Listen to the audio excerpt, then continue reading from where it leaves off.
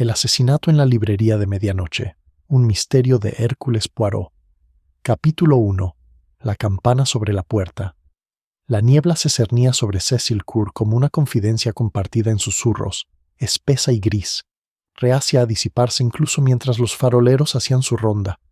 Era el 7 de noviembre de 1936, y Londres lucía su melancólico manto otoñal con cansada familiaridad. A lo largo de aquella estrecha calle peatonal entre Charing Cross Road y St. Martin's Lane, las librerías brillaban como una hilera de dientes amarillos en la penumbra, con sus ventanales repletos de lomos de cuero y dorados descoloridos. Hacía años que no visitaba Cecil Court, y confieso que la idea de encontrarme allí con Poirot para tomar el té, en lugar de nuestro lugar habitual en Whitehaven Mansions, me pareció un tanto extraña. Pero la nota que había llegado por correo matutino era inequívoca en sus instrucciones. Querido Hastings, le ruego que me conceda una cita con un viejo amigo. Nos vemos a las 4 en punto en la librería del señor Ambrose Quill, en Cecil Court. Un pequeño asunto de índole profesional, nada más. Traiga buen apetito para los muffins y tal vez también su revólver. Nunca se sabe. Poirot. La posdata me había causado cierta preocupación. Sin embargo, cuando abrí la puerta de la librería de libros antiguos Quill a las 4:05 y la campanilla de latón que sonaba arriba emitió su cansado tañido, no encontré absolutamente nada que me alarmara, solo el denso olor a galleta, a papel viejo, cera de abeja y tabaco de pipa, el perfume característico de toda librería honesta en Inglaterra. «Capitán Hastings, ¿verdad?», dijo una voz desde algún lugar detrás de una torre de libros en formato cuarto sin encuadernar. «El señor Poirot mencionó que usted vendría». El hombre que apareció era alto y encorvado, de unos 60 años, con una cabellera gris y espesa, y gafas de lectura apoyadas en la frente. Vestía un cardigan marrón, del tipo que teje una tía durante una larga convalecencia, y sus dedos estaban manchados con la tinta gris negruzca característica de las antiguas marcas de imprenta. «Ambrose Quill, a su servicio. El señor Poirot está arriba con mi hermana Matilda. Ella insiste en prepararle el té al estilo belga, lo cual sospecho que es una invención suya solo para él. Suba, por favor. La escalera está al fondo y tenga cuidado con el tercer escalón. Está ligeramente inclinado». Me abrí paso a través del laberinto. La tienda era más profunda de lo que sugería su modesta fachada, abriéndose a una serie de pequeñas cámaras conectadas por arcos, cada una repleta de libros desde el suelo hasta el techo, dispuestos según una lógica particular que desafiaba la comprensión inmediata.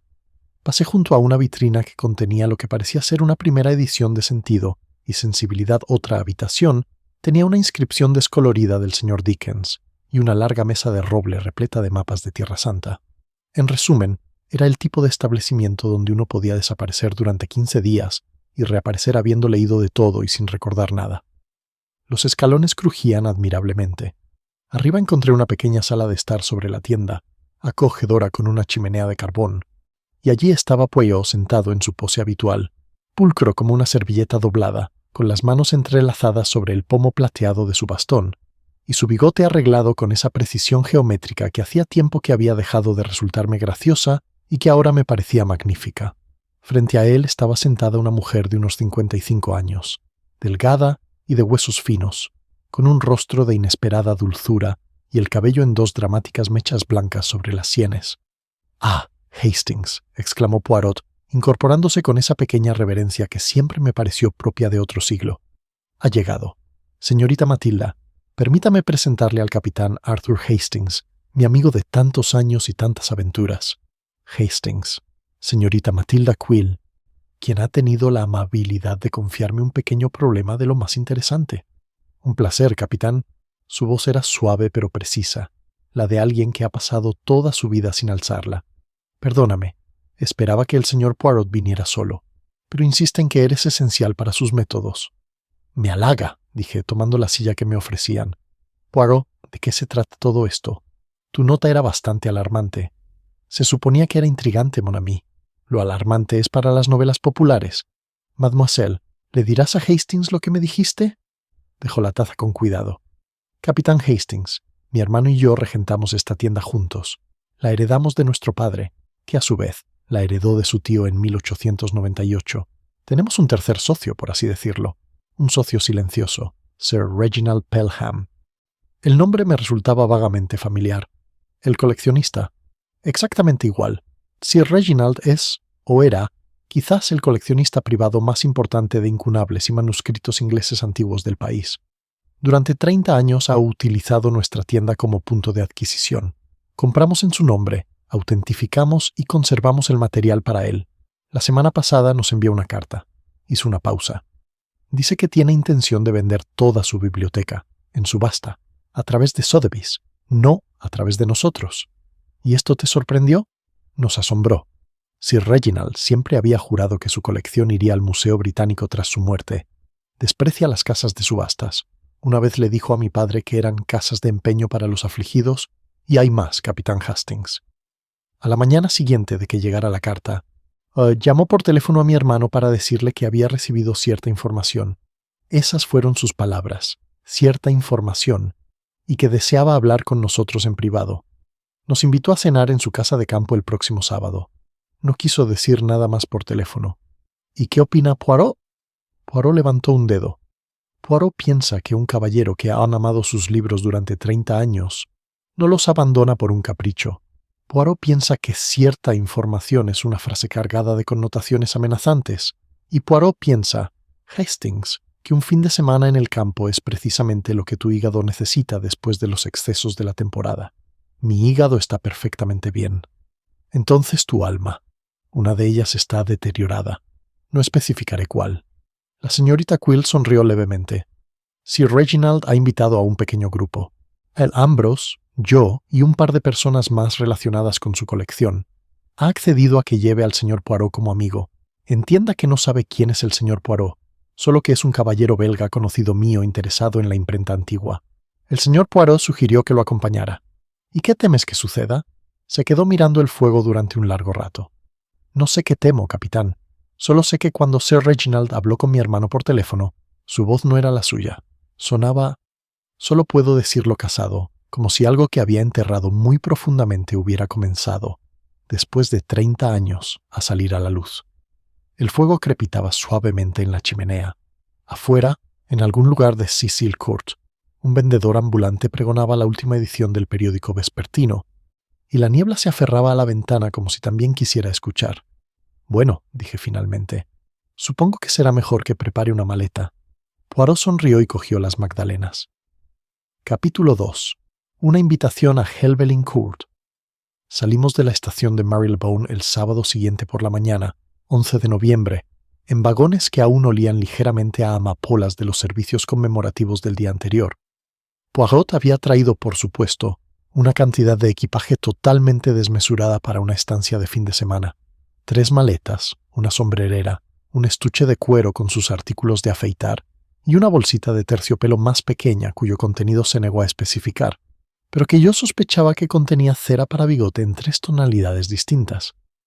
«Es cuestión de preparación, Hastings», dijo cuando se lo comenté. Uno no sabe lo que va a necesitar hasta que lo necesita, y en ese momento ya es demasiado tarde para enviarlo a Londres. Pareces un Boy Scout.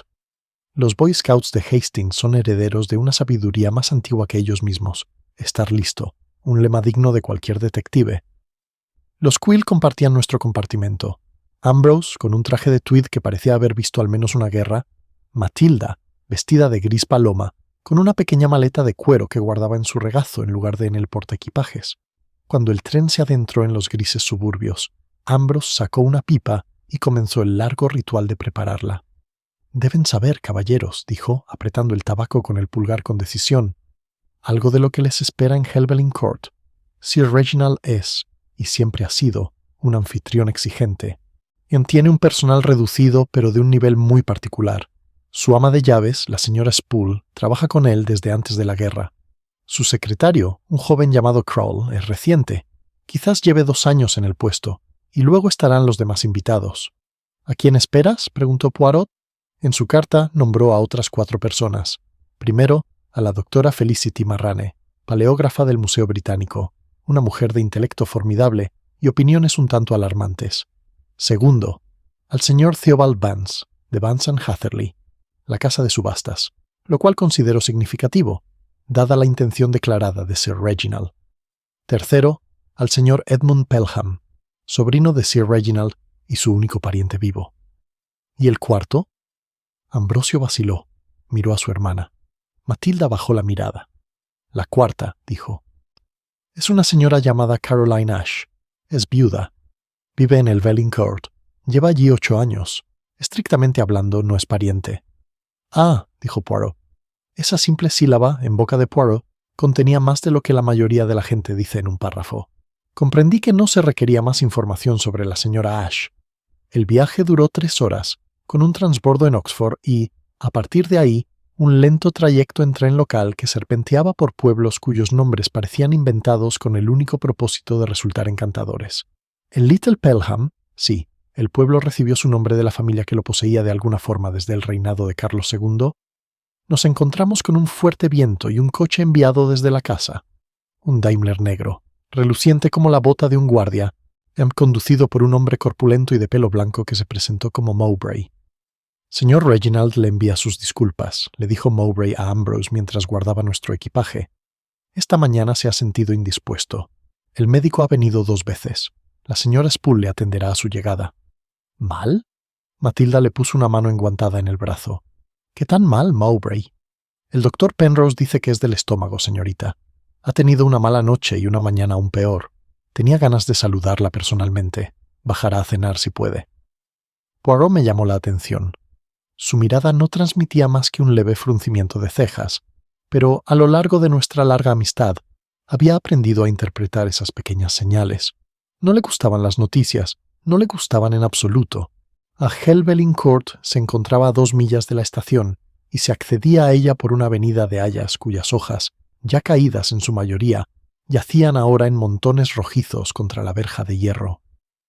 La casa, al divisarse, era de estilo jacobino, larga, baja, de piedra grisácea rosada, con ventanas con parteluces y altas chimeneas ornamentadas.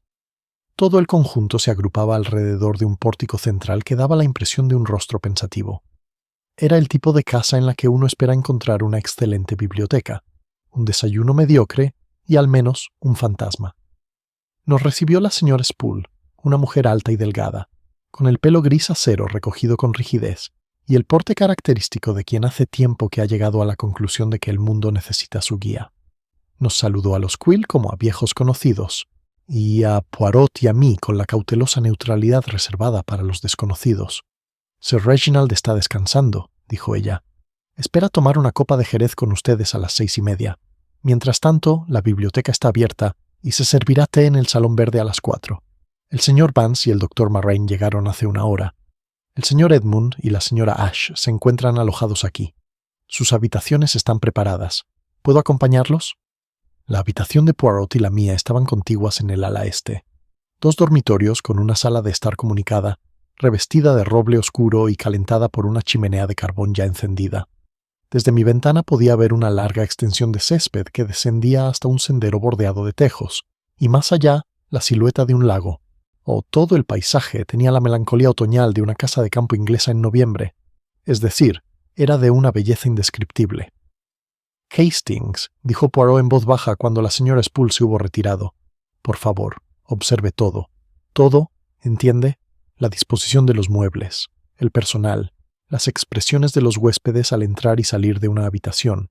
Sobre todo los pequeños detalles. Estamos aquí, supuestamente, para hablar de libros, pero la señorita Matilda no nos invitó a un viaje de 3 horas para hablar de libros. ¿Crees que Sir Reginald está en peligro? Se quedó de pie junto a la ventana, con las manos a la espalda, mirando hacia el paseo de tejos donde el viento levantaba pequeños remolinos de hojas caídas. Creo, amigo mío, que ya estaba en peligro cuando escribió la carta. Y creo que lo que la señorita Matilda oyó en su voz por teléfono fue la voz de un hombre que lo sabe.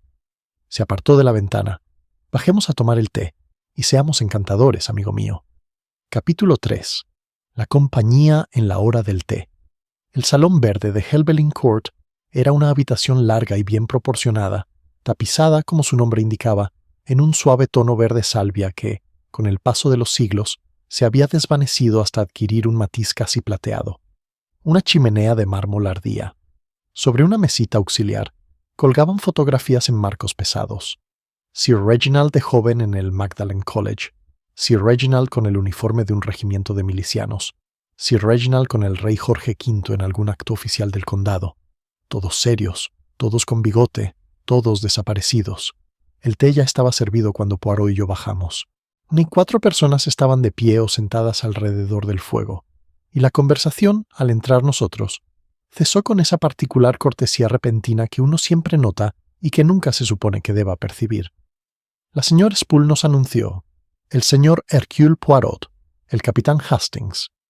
Mi querido señor Poirot. La mujer que se levantó para saludarnos tendría unos 45 años. Era rubia y poseía la suave y ligeramente cansada belleza de un rostro que antaño había sido extraordinario y ahora era simplemente agradable. Vestía de negro, pero de un negro elegante y sofisticado. Un único collar de perlas adornaba su cuello. Soy Caroline Ash. Reggie ha comentado su interés por sus manuscritos. Por favor, pasen a entrar en calor. Me han dicho que el tren desde Londres fue horrible. Su voz era cálida, su actitud natural. Me cayó bien al instante. Es decir, desconfié de mi propia reacción y decidí prestar más atención a lo que pensaría Poirot. Señora, es usted muy amable. Permítame presentarle al capitán Hastings, quien ha tenido la gentileza de acompañarme. Le encantan las casas antiguas. Entonces será perfectamente feliz aquí, pues la nuestra tiene todos los defectos de una casa antigua, y en abundancia. Reúnase con los demás. Doctor Marrane, señor Poirot, capitán Hastings. La doctora Felicity Marrane se levantó de su sillón orejero con un gesto enérgico y serio. Era una mujer de 50 años, vestida con una falda de tweed y una blusa de cuello alto, con el cabello canoso cortado a la altura de la barbilla y unas gafas de pinza sujetas con una cinta negra. Su rostro era alargado e inteligente, y su boca, irónica. «¿Cómo estás?», dijo ella.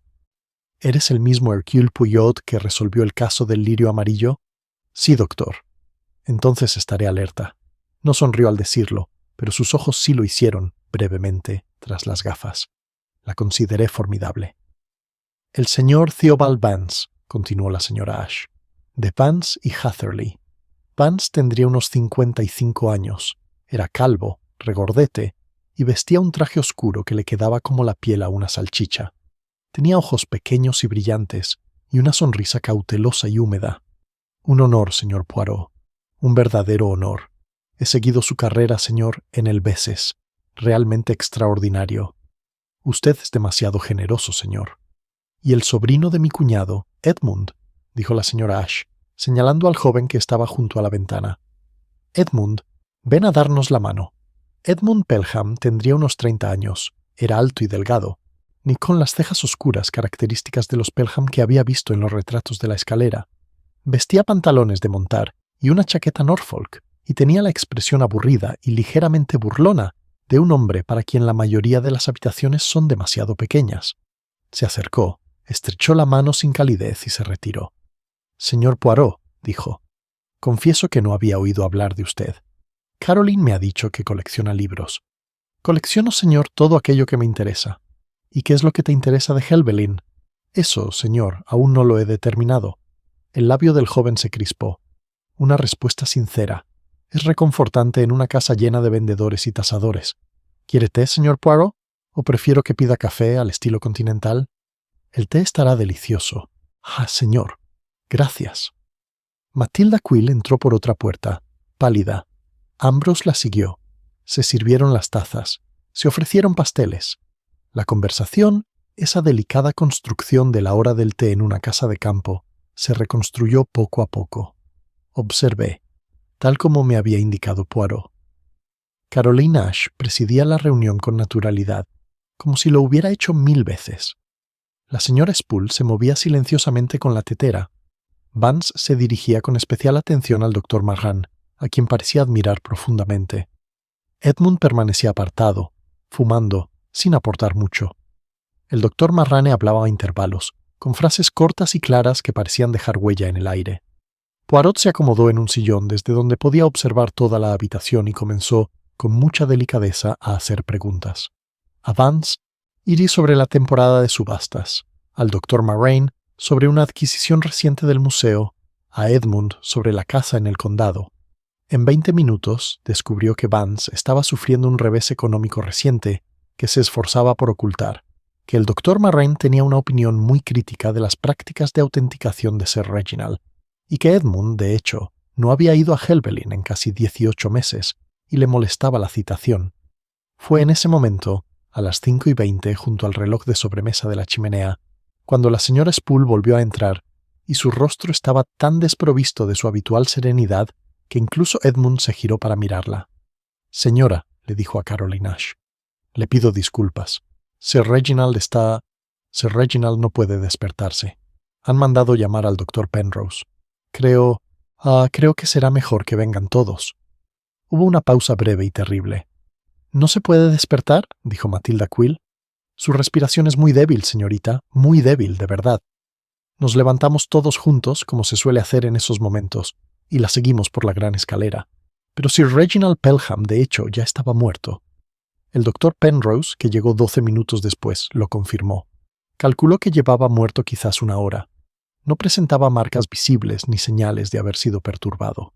Su rostro mostraba esa expresión de serenidad, casi de asombro, que a veces tienen los recién fallecidos, y que resulta más inquietante que cualquier agonía. Poirot estaba de pie a los pies de la cama, con la cabeza ligeramente ladeada, sus pequeños y astutos ojos moviéndose de la almohada a la mesita de noche, desde así a la ventana y a la alfombra. «Doctor Penrose», dijo en voz baja, «creo que usted conoce a Sir Reginald desde hace algunos años. Era un hombre de hábitos regulares. ¿Sabe usted que tomaba algún medicamento?» «Digitalis, para su corazón. Una pequeña dosis cada noche». «¿Por qué lo preguntas?» Poirot señaló con un gesto mínimo la mesita de noche. Sobre ella había un vaso de agua medio vacío. Junto al vaso, una pequeña botella marrón sin tapón y una sola pastilla sobre la madera pulida, como si la hubieran dejado caer con prisa y la hubieran pasado por alto. «¿Por qué, doctor?», dijo Poirot. «Creo que Sir Reginald ha sido asesinado. Y creo que quien quiera que haya hecho esto, quien quiera que, tal vez, esté tomando el té abajo ahora mismo, ha sido torpe en un pequeño detalle». El doctor Penrose se quedó mirando fijamente. «¿Asesinado? ¡Oh, mi querido señor! ¡Qué demonios!». Pero yo, que había estado con Poirot en momentos como este una docena de veces, vi a mi amigo agacharse y con la esquina de su pañuelo levantar la pequeña botella marrón para leer la etiqueta.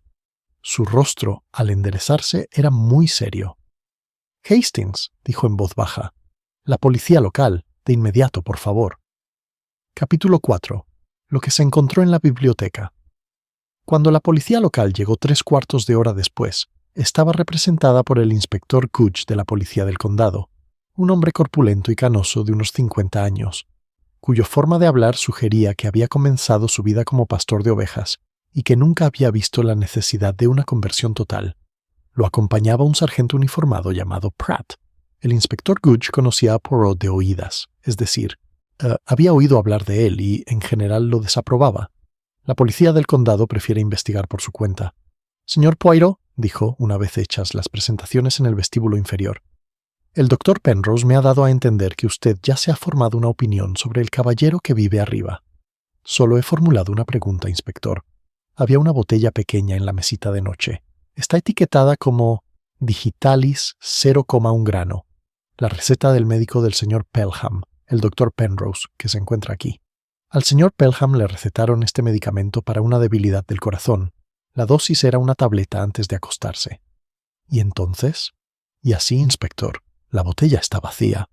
Según me informa el doctor Penrose, contenía 28 comprimidos la última vez que la llenó, de los cuales 2 se habían consumido antes de esta mañana. Por lo tanto, anoche quedaban 26 comprimidos en la botella. Ahora ya no están. Y sobre la mesa, junto a la botella, hay un comprimido que parece haberse caído, que se pasó por alto, como si alguien hubiera vaciado la botella con prisas». Gooch frunció el ceño. «Estás sugiriendo que le administraron una sobredosis. Sugiero, inspector, que se examine la botella, el contenido del vaso y, de hecho, el contenido de su estómago. 26 comprimidos de digital constituirían, a mi parecer, una dosis suficiente para matar a un hombre ya debilitado del corazón. Pero este asunto corresponde al analista». «¿Y quién, en su opinión, haría algo así?» «Eso, inspector, aún no puedo decirlo. Propongo únicamente que nadie salga de la casa esta noche, que se selle el dormitorio, y que usted, junto con el sargento Pratt, lleve a cabo los primeros interrogatorios mientras mis impresiones están frescas». El inspector gruñó, pero aceptó la sugerencia. Hay hombres que pueden superar a Poirot y hombres que no, y el inspector Gooch, para su crédito, reconoció en 5 minutos a qué tipo pertenecía. Mientras el inspector comenzaba sus interrogatorios en el salón, empezando, por preferencia propia, con el personal doméstico, Poirot me llevó aparte a la biblioteca. La biblioteca de Helvellyn Court era la estancia principal de la casa y el mayor logro de 3 generaciones de los Pelham.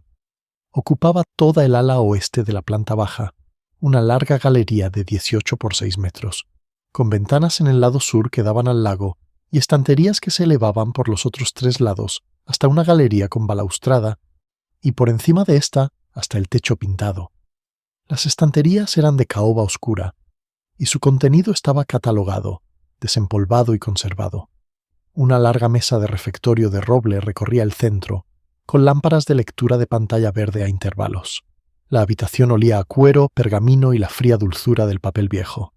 «Esto, Hastings», dijo Poirot en voz baja, «es el meollo de la cuestión. ¿Crees que el motivo se encuentra entre los libros?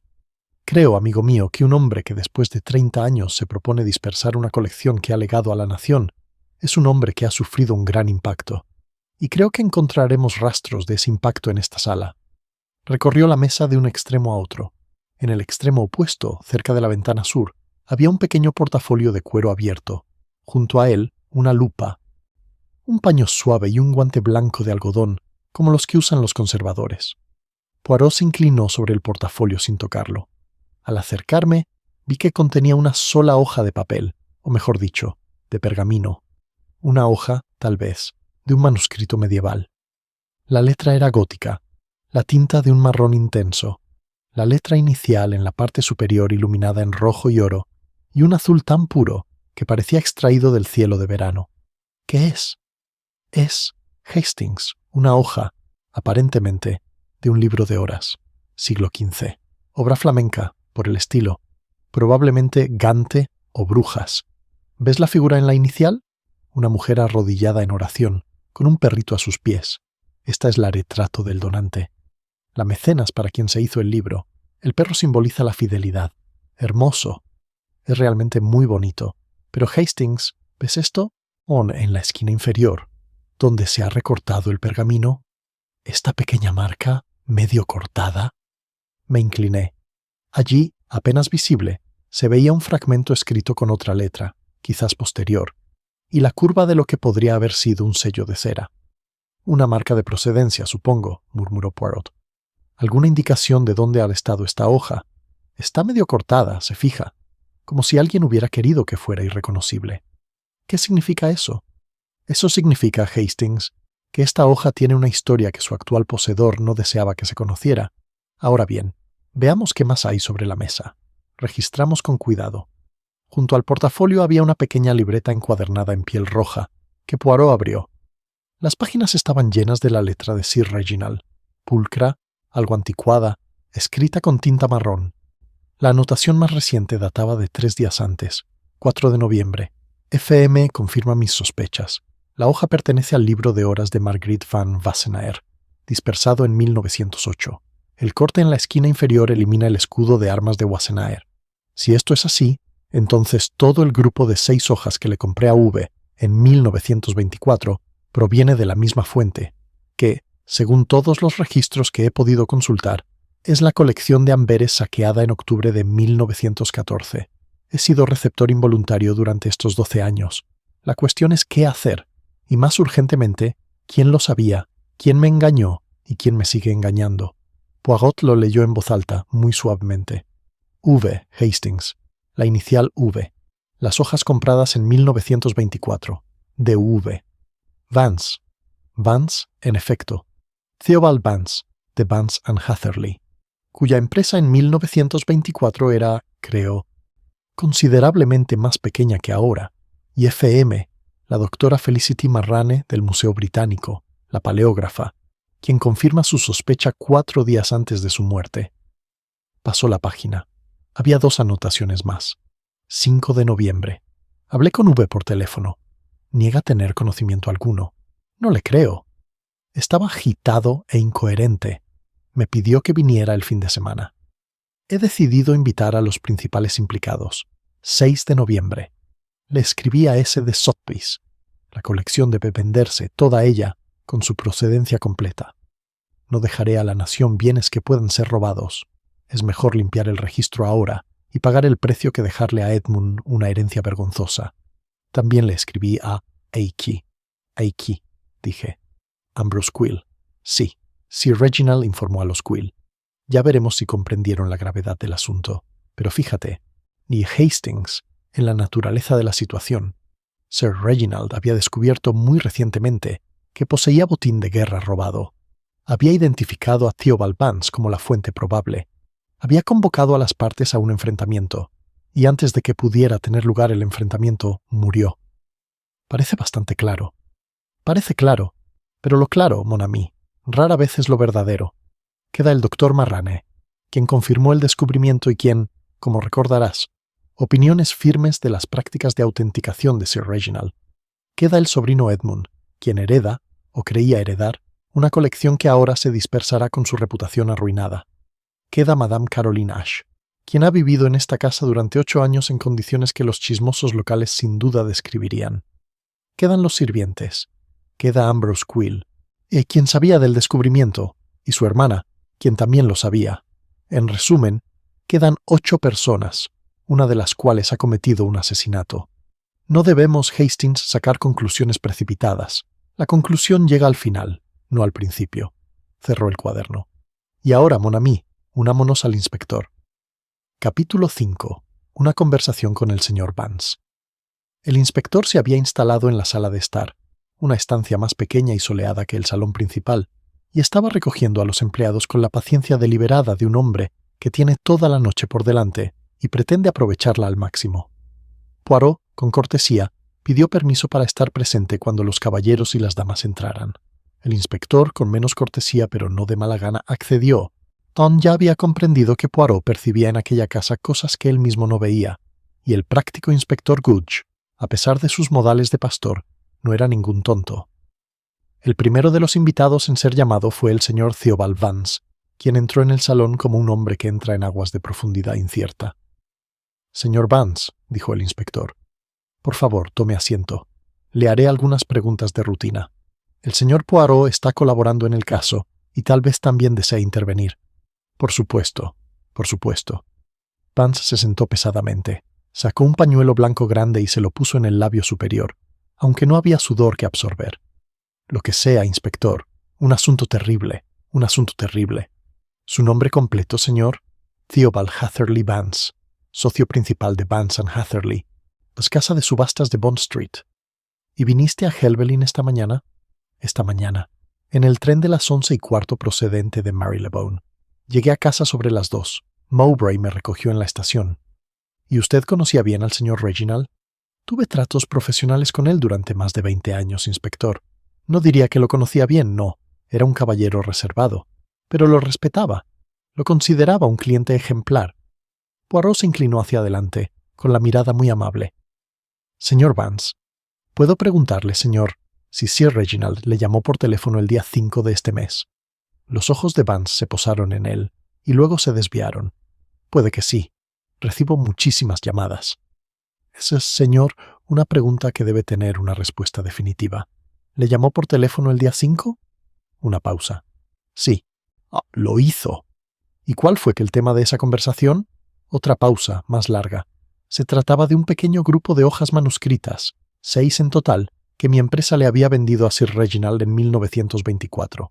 Él estaba haciendo ciertas preguntas sobre su procedencia. «¿Qué preguntas?» Él creía, de forma totalmente errónea, estoy seguro, que podrían haber formado parte de una colección que había circulado de forma irregular durante la guerra. «¿Quiere decir, señor, que habían sido robados?» Eso es decirlo con demasiada contundencia. Entonces, dígalo con menos vehemencia, señor, pero dígalo con precisión. Sir Reginald creía que estas hojas procedían de una colección privada de Amberes, cuya familia había sido desplazada o asesinada en 1914 y de la que se sustrajeron los libros sin su consentimiento. ¿Es correcto? Vance era un hombre que en ese momento habría preferido estar en casi cualquier otra habitación de Inglaterra, pero no tenía a dónde ir. Se lamió los labios. «Sí».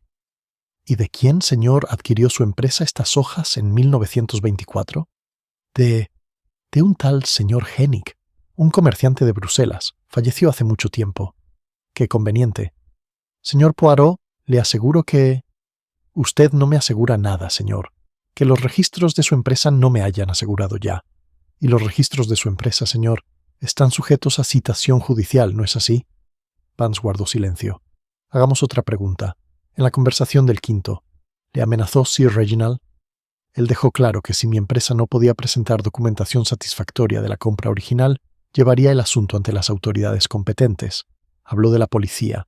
Habló de las oficinas internacionales de restitución. Habló de una declaración pública. Y semejante declaración, señor, viniendo de un cobrador del prestigio de Sir Reginald, ¿habría sido ruinosa para su empresa? Un largo silencio. Luego, sí, señor Poirot, habría sido ruinoso para mi empresa. Gracias, señor Vance. Ahora, señor, le ruego que lo piense detenidamente. Entre las 3 y las 4 de esta tarde, ¿dónde estaba usted? En la biblioteca, señor, con el doctor Marrene. Estábamos hablando de un catálogo de rebajas. ¿En todo momento en la biblioteca? ¿Juntos? Vance vaciló. Yo subí un momento, quizás a las 3:15, para lavarme, ¿entiendes? Antes del té. ¿Por qué escalera? La escalera principal.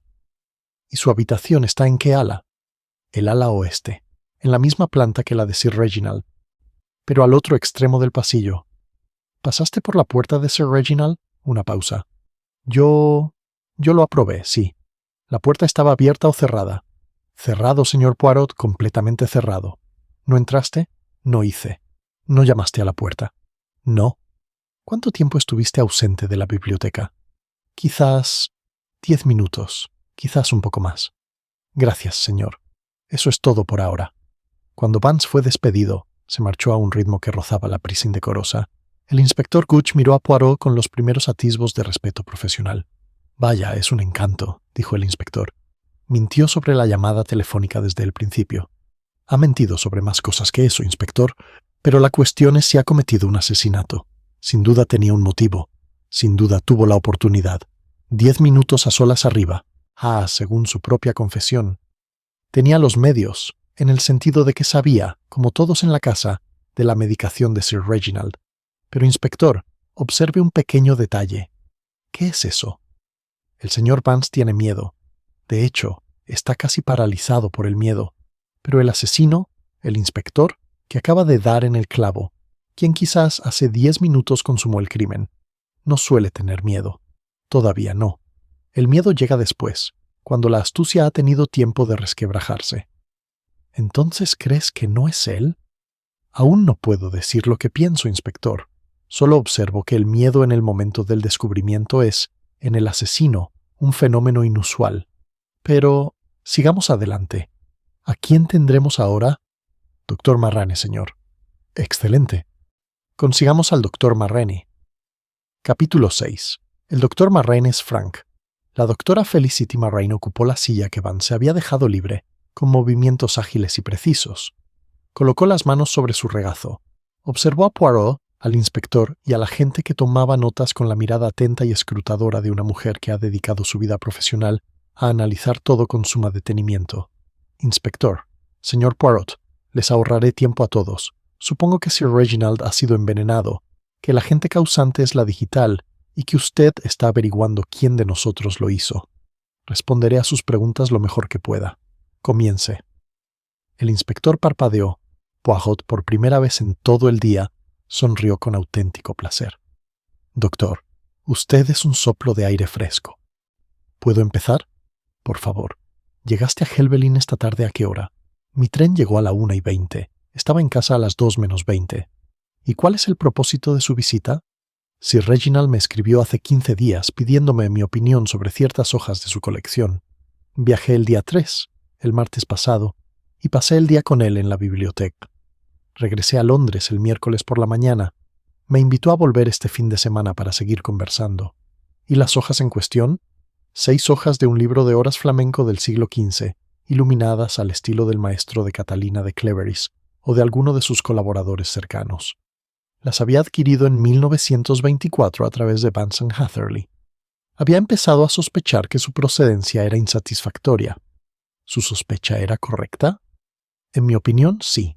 Las hojas pertenecen al libro de horas de Marguerite van Wassenaer, un manuscrito que se dispersó en otoño de 1914 desde una colección privada en Amberes perteneciente a la familia Wassenaer. Los Wassenaer eran católicos de cierta prominencia. 2 de ellos fueron fusilados por las fuerzas de ocupación alemanas en octubre de 1914, bajo la sospecha de dar refugio a fugitivos. La biblioteca fue saqueada esa misma semana. Desde entonces, el manuscrito se considera perdido. ¿Estás seguro? Señor Poirot, los márgenes inferiores de las hojas han sido recortados para eliminar un pequeño escudo de armas. Bajo luz rasante, la impresión del sello permanece. El sello pertenece a la familia Wassenaer. El programa decorativo de las hojas coincide en todos los aspectos con la descripción que figura en un catálogo de venta de 1898, o sea, antes de que el manuscrito pasara a formar parte de la familia Wassenaer. La letra del escriba es la misma que aparece en otros 2 encargos de Wassenaer. Estoy seguro. ¿Qué se proponía hacer Sir Reginald? Propuso 2 cosas, señor Poirot. Primero, hacer público el asunto y gestionar la devolución de las hojas a los herederos supervivientes de Wassenaer. Hay un primo que aún vive en Bruselas. Segundo, distribuir toda su colección a través de Sotheby's, revelando su procedencia completa, para que cualquier otro objeto de origen dudoso saliera a la luz y se investigara de la misma manera. Sentía, estas fueron sus palabras, que no podía dejarle a su sobrino una herencia de la que pudiera robarse parte alguna. ¿Y qué le pareció esta resolución, doctor? Lo admiré, señor Poirot, se lo dije. No siempre he admirado las prácticas de compra de Sir Reginald. En mi opinión, en sus primeros años fue menos riguroso de lo que exige la erudición de nuestra época.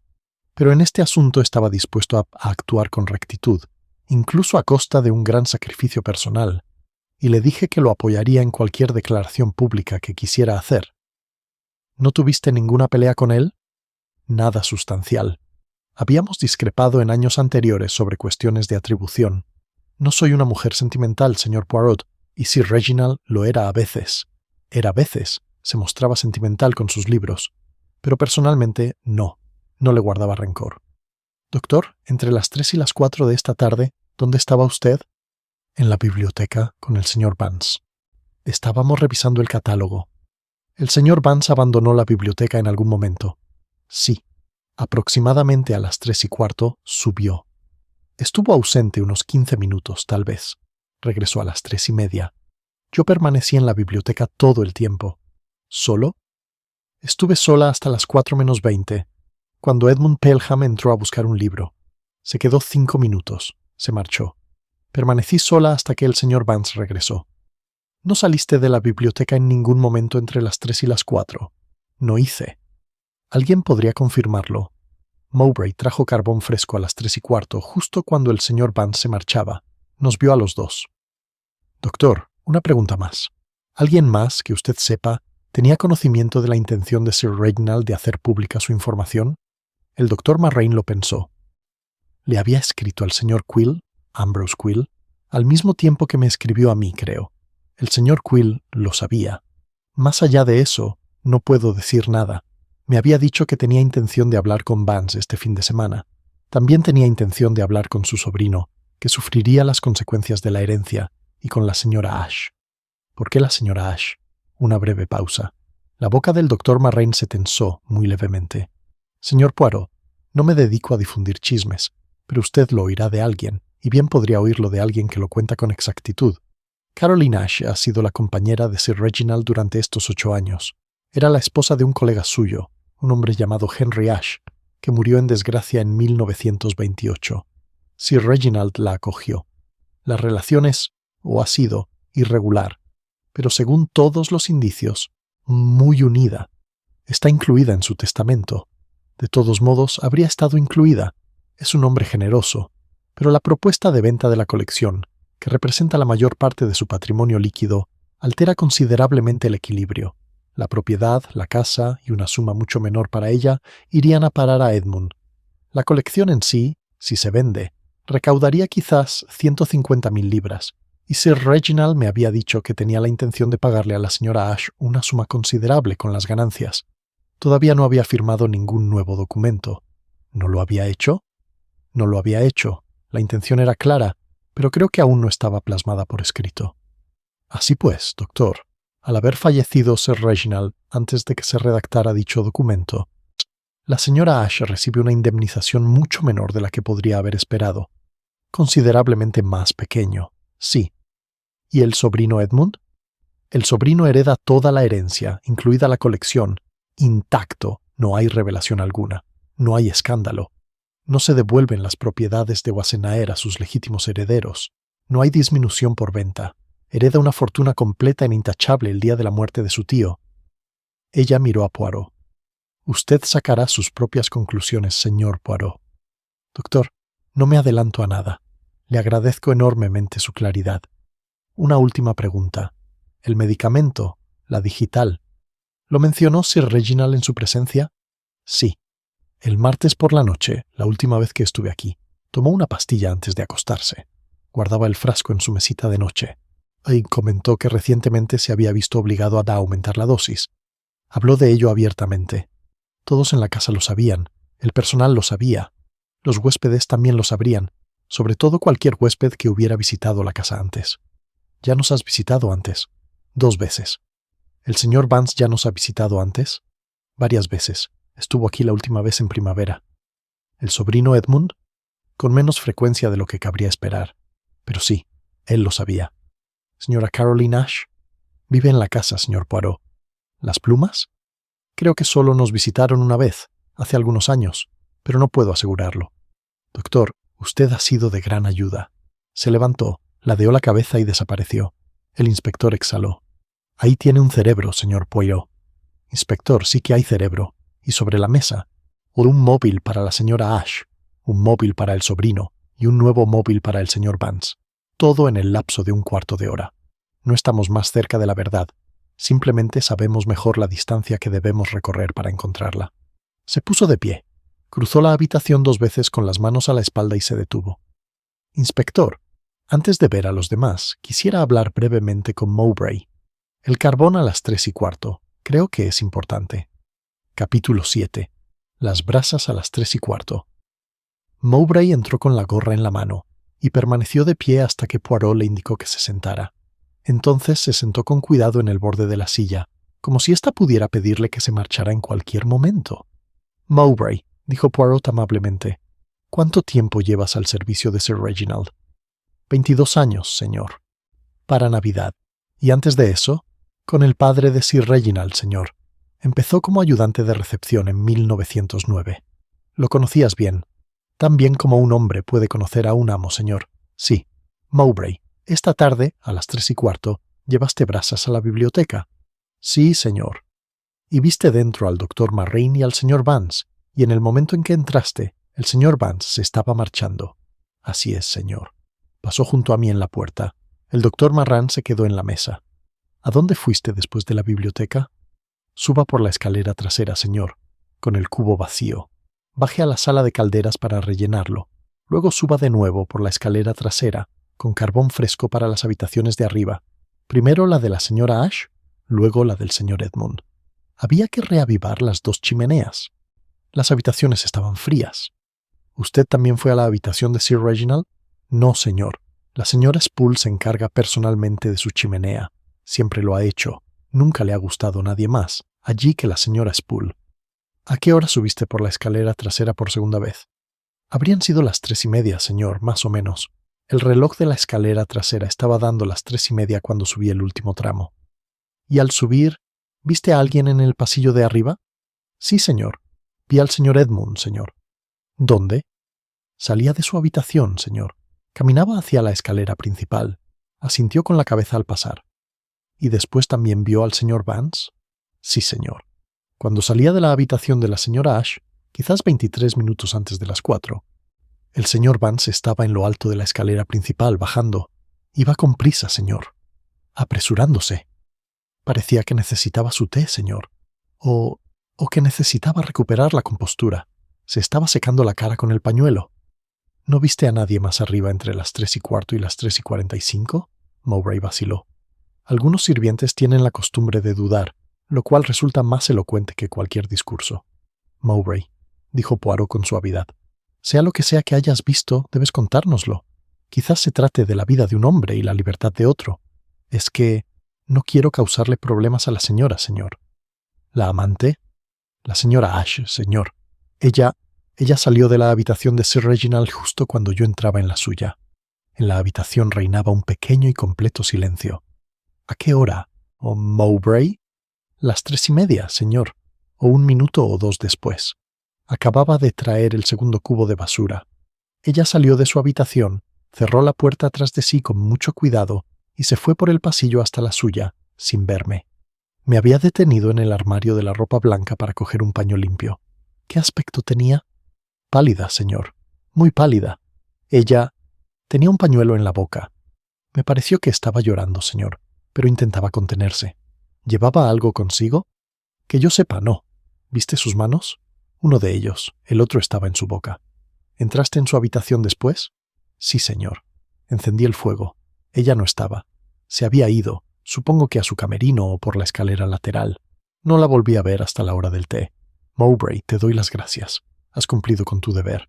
Nadie te reprochará que hayas dicho la verdad. Cuando el anciano se hubo marchado, Poirot se levantó y se acercó a la ventana. El inspector lo observó. Entonces, eso es señalándola a ella. Es una señal que la apunta hacia ella, inspector.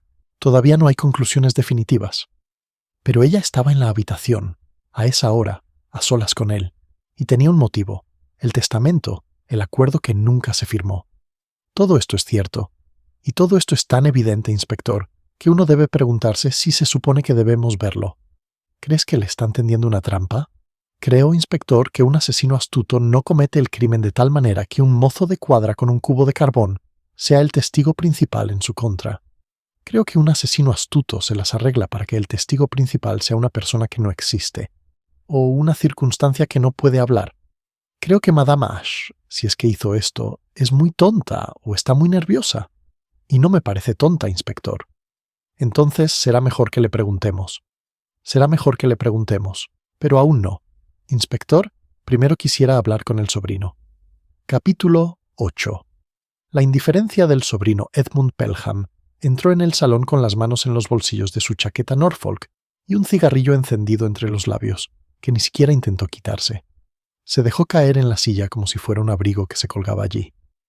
«Inspector, señor Poirot, por favor, póngase manos a la obra». «Señor Pelham», dijo el inspector con sequedad, «le agradeceríamos que fumara un poco menos y le prestara un poco más de atención». Edmund exhaló, apagó el cigarrillo y lo dejó sobre el borde de un cenicero. «Perdóname. Ha sido una tarde inusual». «Usted es el sobrino y heredero de Sir Reginald», dijo Poirot. «Lo soy. El hijo de su difunto hermano George. Sí. ¿Y en cuanto al afecto que sientes por tu tío? En lo que respecta al deber, señor Poirot, no nos amábamos. Nos respetábamos a veces. Él me consideraba un vago. Yo lo consideraba pomposo. En cierto modo, ambos teníamos razón». «¿Sabías de su reciente decisión de dispersar su colección?» «Me escribió hace 3 días. Recibí la carta ayer en mi piso de Londres. Esta mañana vine con la intención de convencerlo de que la cambiara. ¿Y lo hubieras hecho?» «Aún no lo había visto. Estaba indispuesto cuando llegué. Esperaba hablar con él antes de la cena». «Señor Pelham, la venta de la colección. ¿Qué significó para usted en particular?» Edmund lo pensó. «En términos muy vulgares, señor Poirot, significaba una reducción de unas 150.000 libras en mi futura herencia. No soy un hombre rico y la perspectiva no me entusiasmaba en absoluto. No voy a fingir que sí. Eres admirablemente sincero. No tengo ningún motivo para disimular. Toda la casa conocía su intención. No tiene sentido mentir sobre un hecho público». «Exacto. ¿Pero usted se habría opuesto a la venta?» «Lo haría. No principalmente por motivos económicos. Por dignidad, supongo, aunque no es una palabra que suele usar. Mi tío había dedicado 30 años a reunir esa colección. Le había dedicado su nombre. Dispersarla ahora, en público, y anunciar que había sido el comprador involuntario de material saqueado, me parecía indigno e innecesario. Le habría instado a que restituyera discretamente las hojas en disputa y que conservara el resto intacto. Esa, señor, es una postura razonable.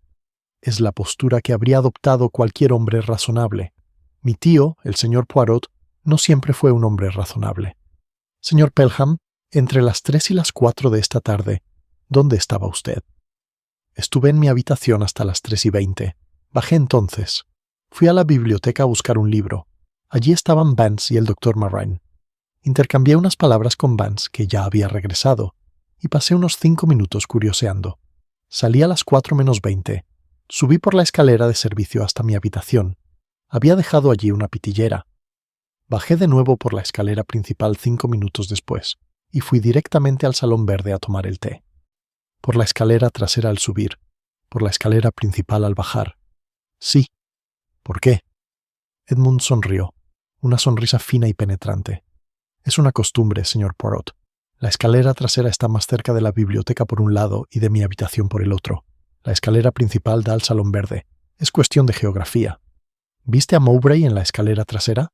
No vi a nadie entre que bajaba y subía. El pasillo estaba vacío cuando volví a mi habitación. Estuve en mi habitación quizás 3 minutos. ¿Y en esos 3 minutos no viste a nadie ni oíste nada? Oí, tal vez una puerta que se cerró, a cierta distancia, al final del pasillo. Eso es todo. ¿De quién es la puerta? No sabría decirlo. Señor Pelham, una pregunta más. Usted ha visitado Helvellyn durante muchos años. Conoce la casa. Conoce las costumbres de su tío, incluidas sin duda sus medicinas. Sí. ¿Sabes dónde los guardaba? En la botella marrón que tenía en su mesita de noche. Tomaba una antes de acostarse. No variaba. ¿Alguien más que usted sepa tuvo acceso a esa botella? La señora Spool, por supuesto. Mowbray cuando encendía el fuego. No, dijiste que la señora Spool lo encendía. La señora Ash. Ella entraba en su habitación libremente. Cualquier invitado que pasara por su puerta, diría yo. La puerta rara vez estaba cerrada con llave. Mi tío se enorgullecía de la franqueza con la que se comportaba en su propia casa. Gracias, señor Pelham. Edmund cogió su cigarrillo, lo examinó, vio que se había apagado y se levantó. Señor Poirot, usted resolverá este asunto. Tiene esa mirada. Y solo diré que tenía todas las razones del mundo para desear que mi tío aplazara su decisión unos días, y ninguna para desearle la muerte. Tenía más de 70 años. Podría haber esperado. ¿Podría usted, señor? Por algunas cosas, señor Poirot. No por todas. Pero por 150.000 libras, sí. Podrías haber esperado. Hizo una leve reverencia y salió. Poirot estaba de pie junto a la ventana, observando cómo caía el crepúsculo sobre el parque. Hastings, dijo. ¿Sí? Usted ha observado a todas las personas que hemos entrevistado hoy. Tengo. ¿Qué opinas? Creo que Vance está asustado, pero no es tonto. Creo que el Dr. Marine es honesto y severo. Creo que el sobrino es más frío de lo que debería, pero dice la verdad hasta donde le corresponde. Creo que Mowbray es leal pero observador. Y creo que la señora Ash estaba en esa habitación a las 3:30, y estamos a punto de descubrir por qué. Ese, amigo mío, es un análisis meritorio. Ahora vamos a averiguar, como bien dices, por qué. Capítulo 9. La dama de la media hora. Caroline Ash entró en el salón con la compostura intacta, pero yo, que había estado observando rostros toda la tarde, percibí lo que ocultaba. Había llorado hacía poco, y desconsoladamente. Sus ojos tenían ese aspecto ceñido que adquieren las personas de buena familia cuando se arreglan apresuradamente. Señora Ash, dijo el inspector, lamento tener que detenerla. Seremos lo más breves posible. Por favor, pregunte lo que desee. ¿Usted vivía en la casa, señora? Durante 8 años y 4 meses. ¿En qué condiciones, puedo preguntar? En los términos, inspector. Y de una mujer que no tenía dónde vivir y un hombre generoso. Él me dio cobijo cuando yo no tenía. Éramos amigos, éramos compañeros. El condado ha añadido el resto de las palabras y no pienso contradecirlas. ¿No te casaste?, me lo preguntó 2 veces. Me negué. Había sido muy infeliz en mi matrimonio y no deseaba volver a ingresar en una institución. Él lo entendió. Estábamos conformes con la situación tal como estaba. ¿Sabías que recientemente había decidido vender su colección? Lo sabía. Me lo dijo el miércoles por la noche. ¿Y qué más dijo? Respiró hondo con cuidado.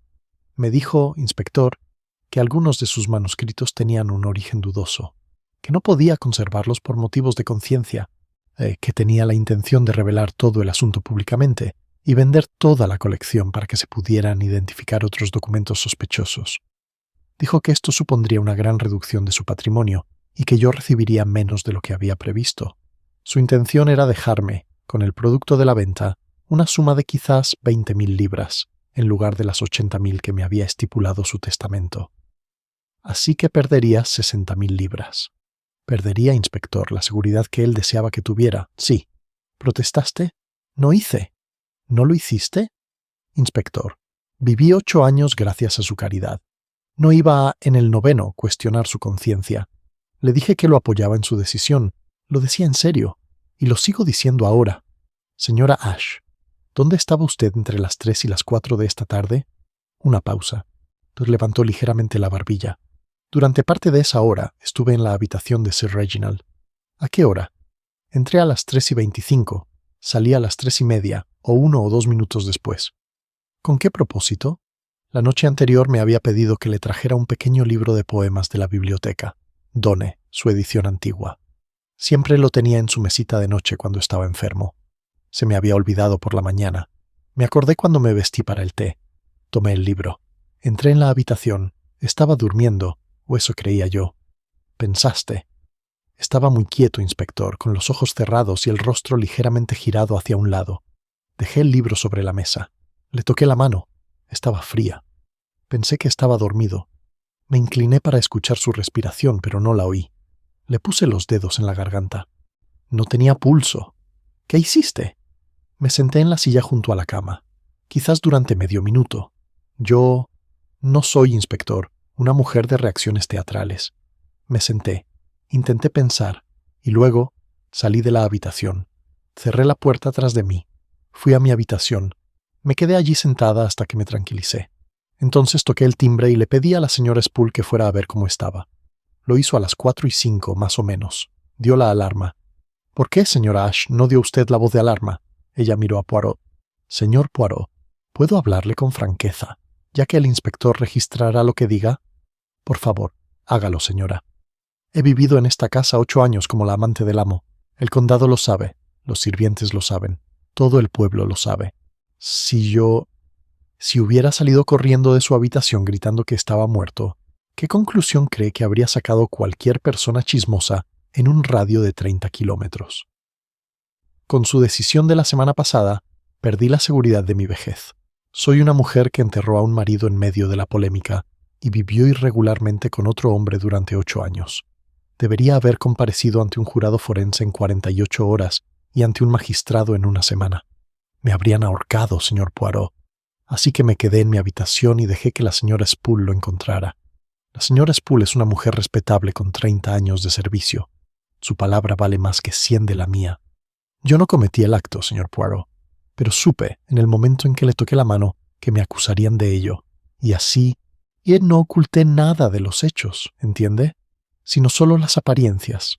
Retrasé el descubrimiento quizás media hora. Por esa demora, puede juzgarme como quiera. El inspector frunció el ceño. Esa es una confesión muy seria, señora. Es cierto, inspector, se lo daré por escrito si lo necesita. Poirot, que había estado escuchando con esa peculiar quietud que en él denotaba la más profunda atención, se inclinó ligeramente hacia adelante. Señora, cuando entró en la habitación, ¿qué observó sobre la mesita de noche? Un vaso de agua, medio lleno, el frasquito marrón de sus pastillas, sin tapón y tirado a su lado. Y el libro de poemas que yo mismo coloqué allí. Nada más. La pastilla solitaria sobre la madera, señora. ¿Al lado del frasco? Ella lo miró. Luego cerró los ojos. No había ninguna pastilla, señor Poirot. Estoy segura. Debería haberme dado cuenta. Ordené un poco la mesa cuando dejé el libro. Moví ligeramente el frasco para hacerle sitio. No había ninguna pastilla en la madera. ¿Estás seguro? Estoy completamente seguro. No había ninguna tableta sobre la mesa cuando salí de la habitación a las 3:30. Los ojos de Poirot se entrecerraron. Miró, por un instante, hacia un punto intermedio que no era en absoluto el salón de la corte de Helvellyn. Señora, esto es de suma importancia. ¿No será que por casualidad apartó una pastilla de la mesa sin darse cuenta? ¿Podrías haber caído a la alfombra? Señor Poirot, no puedo descartarlo, pero no lo creo. Soy muy precavido. ¿No tocaste la botella? ¿No? ¿No tocaste el cristal? No. Solo tocaste la mesa, el libro y la mano y la garganta de Sir Reginald. Sí.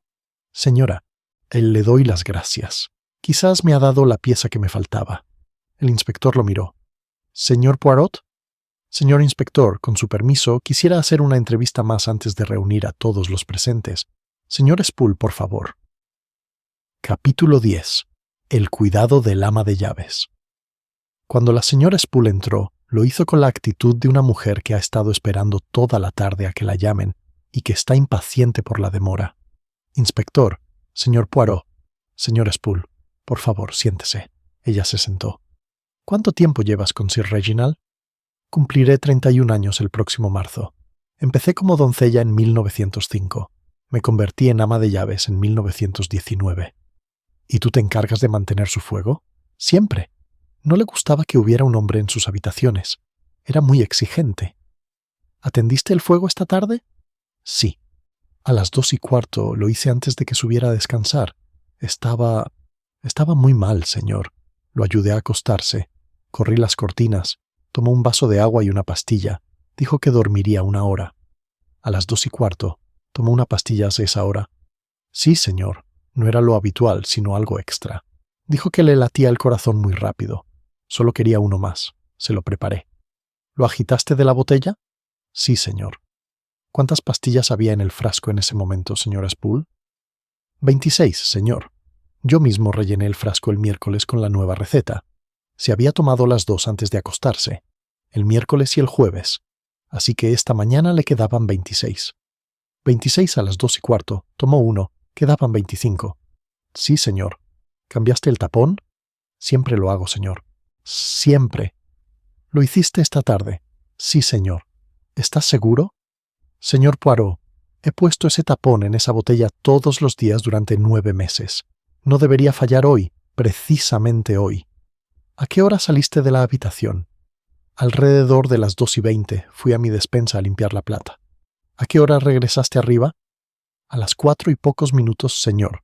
Cuando llamó la señora Ash, lo encontré tal como usted lo vio. ¿Tocaste la botella? Yo... No, señor. No toqué nada. El doctor nos dijo que nunca debíamos perturbar el lecho de muerte. Señora Spool, al entrar, ¿vio algo en la mesita de noche que le pareciera inusual? Solo que el tapón estaba fuera, señor. Lo noté porque yo lo había puesto, y había una pastilla en la madera, una pastilla justo al lado de la botella. Como si se hubiera caído. ¿Cómo lo explicaste? Pensé que tal vez por el dolor había tomado otra pastilla y se le había caído una. O no lo sé. No toqué nada. Bajé directamente al salón verde. ¿Estás seguro de que había una tablilla sobre la madera? Por supuesto, señor. Gracias, señora Spool. Una pregunta más, si me lo permite. ¿Quién en esta casa ha manipulado el frasco de digitalis durante la última semana, según su conocimiento? Yo mismo, señor. El propio Sir Reginald, por supuesto. El doctor Penrose cuando vino el miércoles. La señora Ash, quizás. A veces le traía agua. No puedo decir nada más. El señor Vance, el señor Edmund, el doctor Marraine, los Quills. Ninguno de ellos, señor, que yo sepa. No estuvieron en su habitación esta semana. Ninguno de ellos. Gracias, señora Spool. Ha sido de gran ayuda. Cuando ella se marchó, Poirot se levantó bruscamente y comenzó a recorrer la habitación describiendo un óvalo cerrado, con la cabeza gacha y una mano tirándose del bigote. El inspector lo observaba. Yo también lo observaba. Después de unos 2 minutos se detuvo. Hastings.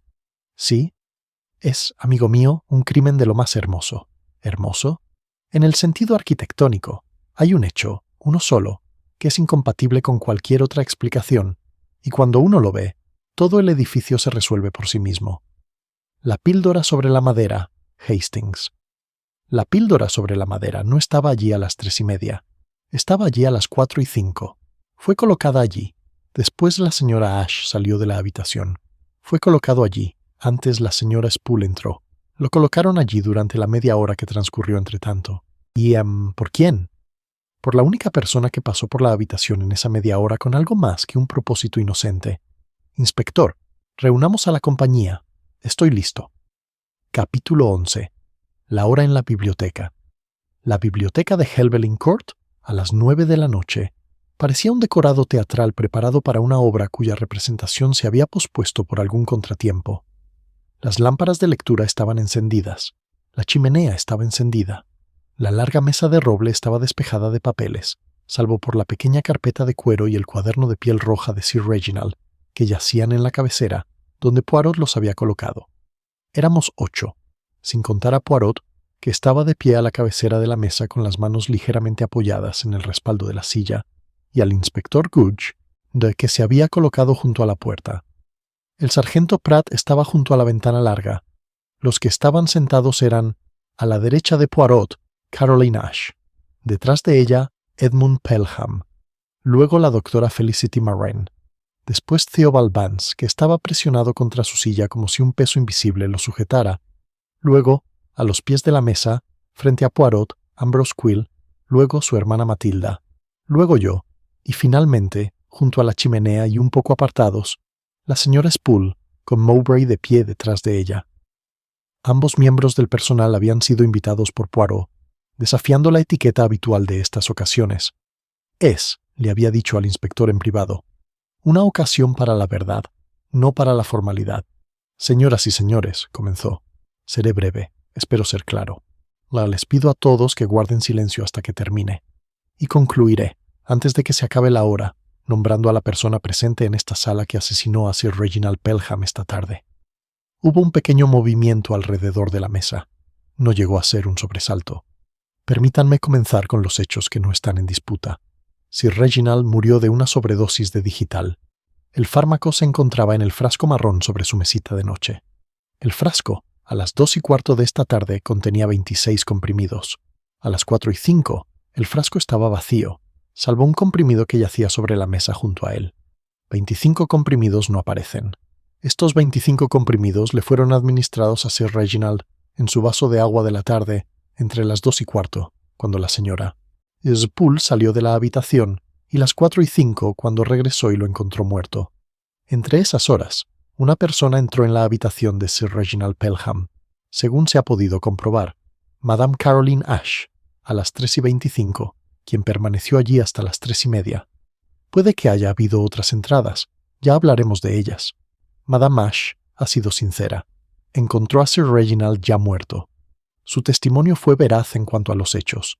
Deshonesto solo en cuanto a su posterior demora en dar la alarma. No la culpo. El condado la habría ahorcado el martes. Antes de continuar, permítanme aclarar una cuestión de motivación. Sir Reginald había tomado durante la última semana 3 decisiones importantes. Primero, revelar públicamente el origen saqueado de ciertos manuscritos de su colección. Segundo, distribuir toda la colección a través de Sotheby's, reduciendo así su patrimonio líquido en aproximadamente 2/3. Tercero, legar a Madame Ash una suma de 20.000 libras esterlinas procedentes de la venta, en lugar de las 80.000 que le correspondían según su testamento. Cada una de estas decisiones creó una parte interesada. Señor Vance, su empresa se enfrentó a la ruina tras la revelación. Dr. Marraine, usted no sufrió pérdidas personales, pero Sir Reginald le había exigido que testificara contra su amigo profesional Vance, con quien, según he sabido por teléfono esta tarde desde Londres, sus tratos son considerablemente más numerosos de lo que usted indicó. Señor Edmund, usted se enfrentó a una reducción de su herencia de quizás 150.000 libras y a la humillación pública de un escándalo que mancillaría el nombre de su familia. Señora Ash, usted se enfrentó a la pérdida de 60.000 libras de seguridad en su vejez. Señor Quill, su empresa se enfrentó a la pérdida, por la venta a través de Sotheby's, de la comisión por enajenación que de otro modo le habría correspondido, y también se enfrentó a la asociación pública de su librería con manuscritos de dudosa procedencia, ya que las hojas en cuestión habían pasado por sus manos en 1924, al igual que por las del señor Vance. Ambrose Quill, sentado al pie de la mesa, dijo en voz baja, No sabía que las hojas eran dudosas, señor Poirot, cuando pasaron por nuestras manos. Eso, señor Quill, creo. La transacción de 1924 fue rutinaria. Siguiendo las instrucciones de Sir Reginald, usted actuó como su agente de recepción. Usted no lo sabía. 6 personas, por lo tanto, con móvil. De estas 6, 4 se encontraban en la casa a las horas pertinentes, y en principio podrían haber administrado el veneno. De esas 4, 3 tienen coartadas de diversa solidez. El Dr. Marraine y el señor Vance estaban en esta habitación, biblioteca.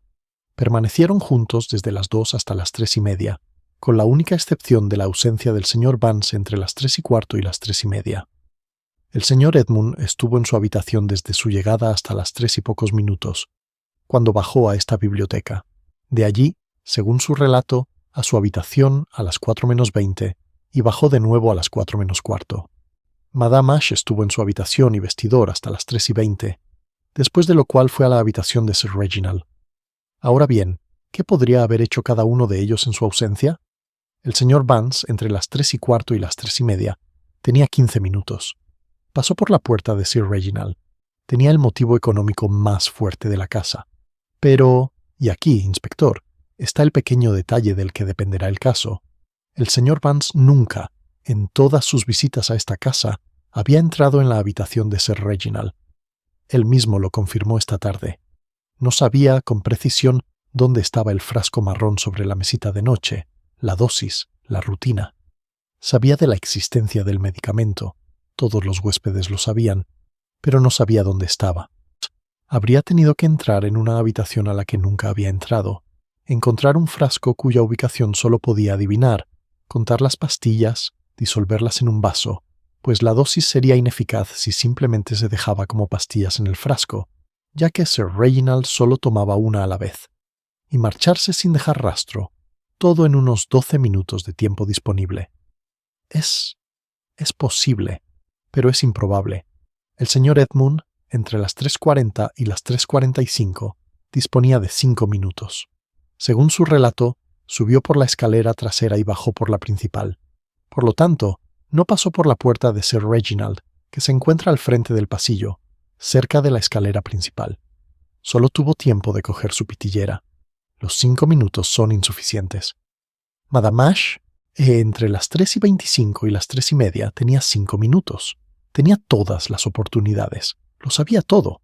Tenía, por decisión de Sir Reginald, todos los motivos económicos, y fue la última persona que se supo que estuvo con él con vida, salvo, claro está, que lo encontró ya muerto. Y aquí, amigos míos, está el quid de la cuestión. Hizo una pausa. Apoyó la mano sobre el cuaderno rojo de piel de Marruecos. Madame Ash entró en la habitación a las 3:25. Encontró a Sir Reginald muerto. La señora Spool entró en la habitación unos minutos después de las 4. Encontró en la mesita de noche una tablilla sobre la madera, caída. Esa tableta no estaba allí cuando Madame Ash salió de la habitación. Me he preguntado, amigos míos, toda la tarde el significado de esa pequeña tablilla desplazada. Es una nimiedad, pero es la nimiedad central. ¿Por qué no puede estar allí por la mano de Sir Reginald? Él estaba muerto. No puede estar allí por la mano de la señora Spool. Ella no tocó la botella. No puede estar allí por la mano de Madame Ash. Ella no tocó la botella, y la tablilla no estaba allí cuando se fue. Por lo tanto, debe haber sido colocada allí en el intervalo entre las 4:25 y las 4:05, unos 30 minutos. ¿Quién subió en esos 30 minutos? Mowbray, 2 veces, con carbón. Una vez a la habitación de la señora Ash, otra a la del señor Edmund. No entró en la habitación de Sir Reginald. Podemos descartarlo. Su presencia y sus coartadas quedan demostradas por el carbón quemado en la chimenea del piso de arriba. ¿Alguien más? Miró lentamente alrededor de la mesa. Sí, otra persona. Una persona que, según mi interpretación de la geografía de esta casa y la cronología de los testimonios que he recabado, pasó 2 veces por la puerta de Sir Reginald durante esa media hora. Una vez, quizás, para confirmar que el acto que se había puesto en marcha 2 horas antes había surtido efecto, y otra vez, al comprobar que así era, para realizar un pequeño acto más, verter el contenido de la botella marrón en el vaso de agua de Sir Reginald, volver a taparlo y dejar caer una sola pastilla sobre la madera. Un gesto torpe, quizás apresurado, quizás para sugerir que el propio Sir Reginald, en algún momento de confusión, había buscado una dosis extra. Una puesta en escena, amigos míos, un pequeño espectáculo, para desviar las sospechas de los verdaderos medios. ¿El verdadero medio?, preguntó el doctor Marrane con brusquedad. Sí, doctor, verá, y las pastillas no estuvieron en el vaso hasta las 4:05. Las pastillas en el vaso eran solo un adorno. La dosis real se administró antes, por una vía completamente distinta. Tomó el cuaderno rojo de piel de Marruecos y lo alzó. Sir Reginald bebía, todas las tardes a la una copita de vino fortificado. Su digestión lo requería. Siempre lo tomaba en su salón de la planta baja. Siempre lo tomaba solo. La jarra estaba sobre una mesita auxiliar. Después, la copa se lavaba y se volvía a colocar sin que nadie en particular se enterara. La ponía quien pasaba. El asesino, amigos míos, No tuvo necesidad de entrar en el dormitorio esta tarde para administrar el veneno. Solo tuvo que introducir en la jarra de vino una cantidad de digitalis equivalente a unas 20 pastillas. Es un polvo que se obtenía fácilmente triturando las pastillas robadas de la botella a principios de semana, quizás el fin de semana pasado, quizás hace 15 días. La señora Spool rellenaba la jarra con una botella más grande cada sábado por la mañana. El veneno no tuvo que haberse introducido en ningún momento de la semana. Sir Reginald bebió su vino a la 1, subió a descansar a las 2:15, perdió el conocimiento a las 3:15, murió a las 3:30, y la elaborada escena con la botella marrón fue preparada, entre las 3:44, por una persona que, sabiendo que la muerte era segura, subió por la escalera trasera para preparar el escenario. ¿Pero por qué?, dijo Edmund Pelham lentamente. El asesino se molestaría en preparar el escenario. ¿Por qué no dejar que el médico descubriera un ataque al corazón? Señor, porque el asesino exigía que el mundo entendiera la muerte como un suicidio. Suicidio. Un hombre perturbado por su reciente descubrimiento, por la perspectiva de que se hiciera público, por, quizás, una terrible culpa en privado. Un hombre que, desesperado, se tragó su propia medicación, el frasco vacío, la pastilla caída, el vaso a medio terminar, el muerto en su cama. El doctor Penrose, habría firmado, amigos míos, en 3 minutos. Un infarto habría provocado una investigación. Un suicidio, en este condado, en esta casa, con la reputación de este hombre, tampoco la habría provocado. El asesino merecía suicidarse. ¿Por qué? Miró con mucha delicadeza alrededor de la mesa. Porque si se tratara de suicidio, mis amigos, es el Nuevo Testamento que Sir Reginald había encargado a su abogado redactar la semana pasada, dejando 20.000 a la señora Ash, la restitución a los Wassenaer y la venta pública de la colección. Ese Nuevo Testamento, al no estar firmado, no tendría efecto. Viejo la voluntad gobernaría, y según el Antiguo Testamento, señor, la señora Ash recibe sus 80.000. La colecta pasa intacta, sin revelarse, sin mancha en la mente pública, al señor Edmund. Los Wassenaer se quedan en esta casa. El señor Vance se libra de la ruina. El señor Quill se libra de la vergüenza. En resumen, todos los que corrían el riesgo de perder con el nuevo sistema se salvan con el antiguo. Pero solo una persona tenía la combinación acceso al vino en los días previos, conocimiento detallado de la rutina digital, presencia en el pasillo de arriba a la hora requerida para preparar el dormitorio y ausencia de cualquier coartada para ambas operaciones. Solo una persona, amigos míos, solo una. El silencio en la habitación se había vuelto palpable. La doctora Marrane permanecía sentada con la mano sobre la boca. El rostro de Edmund se había quedado completamente inmóvil. «Doctor Penrose», dijo Poirot en voz baja, «le pedí esta tarde que llamara a Londres en mi nombre. Lo hizo». ¿Qué le dijeron en Londres? El doctor Penrose, que había estado de pie discretamente cerca de la puerta, ni siquiera me había percatado de su entrada. Se aclaró la garganta. Que la receta de digitalis para Sir Reginald fue aumentada la semana pasada basándose en una carta supuestamente mía, en la que solicitaba al farmacéutico que duplicara la orden permanente. Yo no escribí esa carta. ¿Quién recogió la receta? Lo recogió en la farmacia del pueblo un miembro de la familia. ¿Qué miembro? El doctor Penrose miró lentamente hacia los pies de la mesa. Por el señor Quill, por el señor Ambrose Quill. Estuvo de visita el viernes. Se ofreció por cortesía a recogerlo. Capítulo 12. La confesión en la librería. Ambrose Quill permanecía muy quieto, con las manos cruzadas sobre la mesa de roble que tenía delante. No levantó la vista. La lana de su cardigan reflejaba la luz de la lámpara en la manga, y me fijé, por alguna razón, en la mancha de tinta de su pulgar, la mancha de tinta de un librero honrado. En aquel momento me pareció lo más triste de la habitación. Su hermana le puso la mano en el brazo. «Ambrose», dijo ella. «Ambrose, por favor». Habló sin alzar la vista. «Es todo cierto, señor Poirot, cada palabra». No había dramatismo en su voz. Solo se percibía un cansancio antiguo y sereno, como el de un hombre que ha cargado con algo pesado durante mucho tiempo y al fin se le permite soltarlo. «Fui al pueblo el viernes de hace 2 semanas», dijo. «Escribí la carta en el mostrador del farmacéutico mientras él entraba a la trastienda a buscar la orden permanente. La firmé con el nombre del doctor Penrose, que había visto a menudo en las recetas a lo largo de los años. El farmacéutico me dio, además del suministro habitual para 15 días, otro suministro para 15 días más. Me llevé las pastillas extra a casa. Las molí, 24 de ellas, hasta convertirlas en un polvo fino. Regresé el sábado siguiente, ayer, para el fin de semana. Introduje el polvo en la jarra de vino fortificado de su sala de estar a las 9:30 de la mañana de ayer, cuando entré solo, por invitación suya, para mirar las hojas de Wassenaer antes del desayuno. Tenía 30 segundos. Solo necesitaba 10. La jarra estaba llena hasta 3/4 partes. El polvo se disolvió por completo. El vino era dulce y oscuro. Sabía que Sir Reginald se tomaría su copa a la 1 en punto hoy, como hacía todos los días. Sabía que a media tarde estaría, como lo estaba. Subí las escaleras a las 4:20 con el pretexto de buscar un libro de mi habitación. La habitación está al final del pasillo, cerca de su puerta, en el ala este. Entré en su habitación. Estaba muerto, tal como lo había previsto. Vacié el frasco de pastillas en el vaso de agua que había sobre la mesa. Volví a poner el tapón. Dejé caer una pastilla sobre la madera. Bajé por la escalera trasera. Entré en el salón verde a las 4:05. Me tomé una taza de té. Comí un trozo de pastel de semillas. Eso es, señor Poirot, lo que hice. ¿Por qué, señor Quill?, preguntó el inspector Gooch. Entonces levantó la vista. Su rostro tenía el color del papel que ha estado expuesto al sol durante demasiado tiempo. Porque, inspector, la tienda. Cecil Court, la tienda de mi padre, la tienda de mi tío, la tienda donde mi hermana y yo hemos vivido toda nuestra vida adulta. La tienda estaba en quiebra. Lleva 3 años en quiebra. He estado pidiendo préstamos con garantía del contrato de arrendamiento.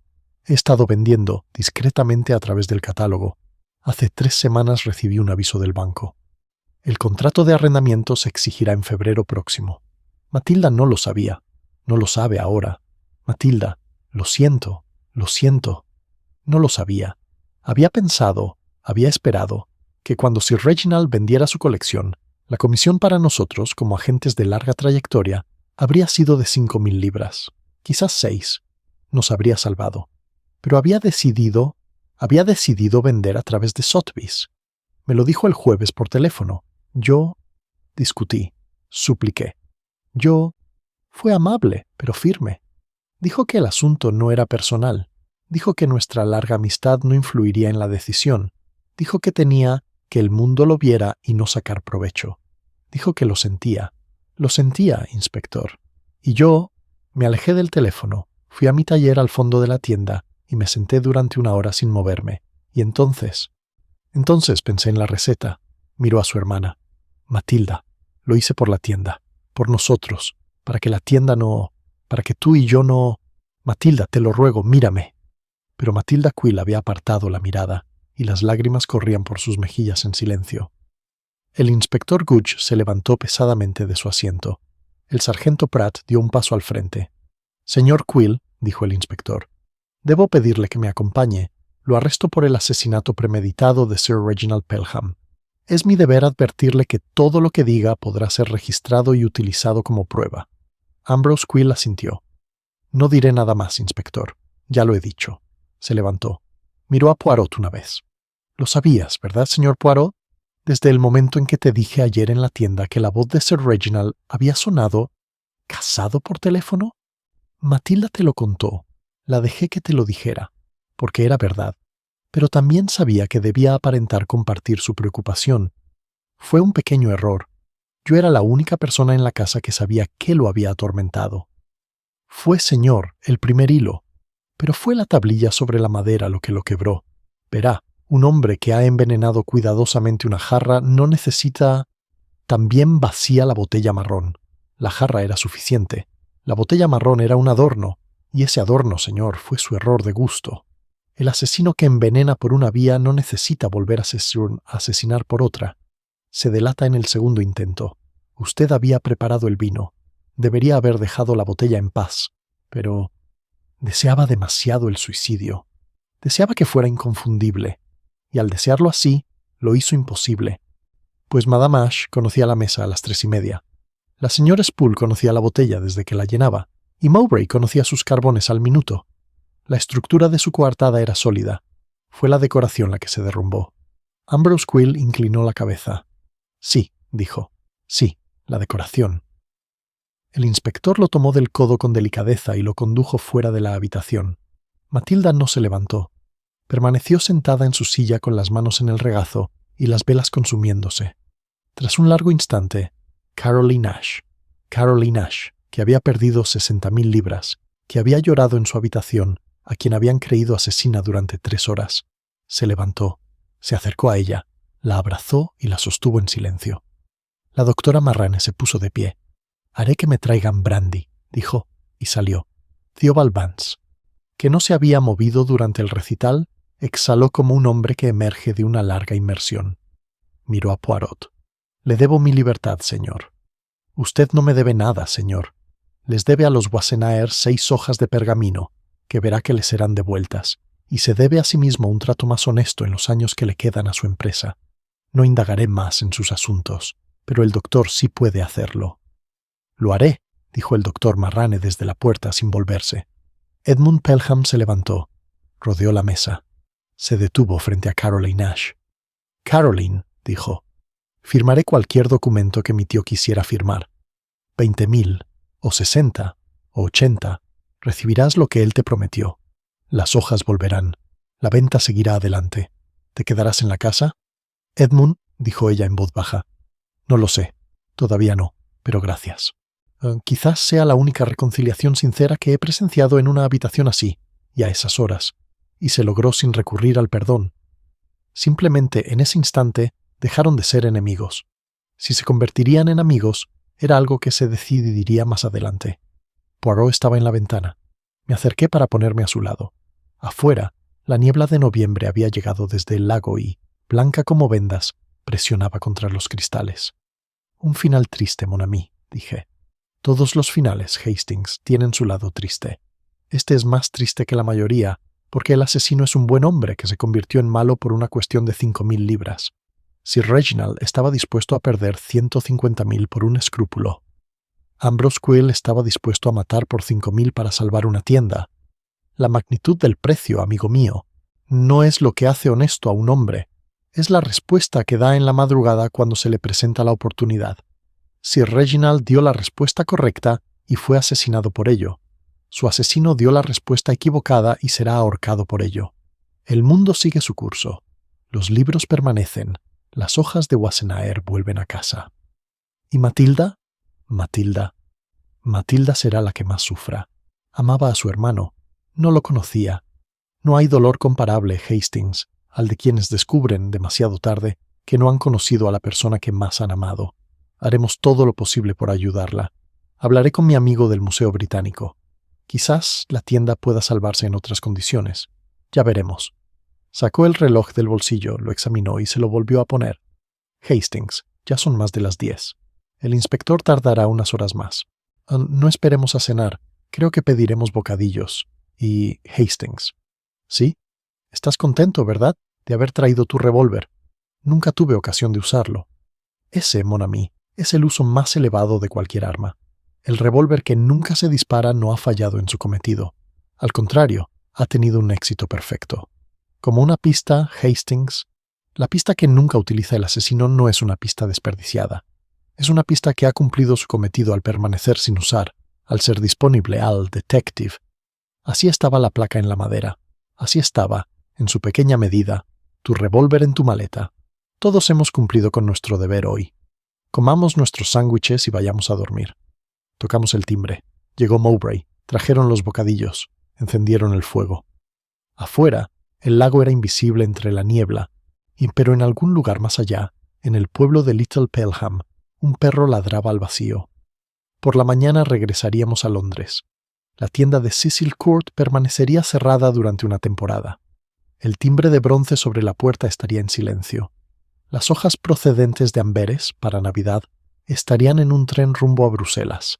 La biblioteca de Helvellyn Court estaría catalogada para su venta. La casa con el tiempo sería de Edmund, y él, quizás, se casaría. Y los retratos tendrían nuevos descendientes que los desaprobarían, y los Pelham seguirían su curso como lo habían hecho durante estos 300 años. Y Hercule Poirot, comiendo un sándwich de pepino con la precisión de un hombre que desactiva una pequeña bomba, se arreglaba el bigote a la luz del fuego y reflexionaba, tal vez, que las pequeñas células grises le habían servido bien, una vez más, en una pequeña casa de campo en noviembre, donde la niebla había llegado del lago, y un buen librero se había convertido en un asesino, y una pista no más grande que una pastilla había caído sobre una mesa pulida y le había dado, al fin, la verdad,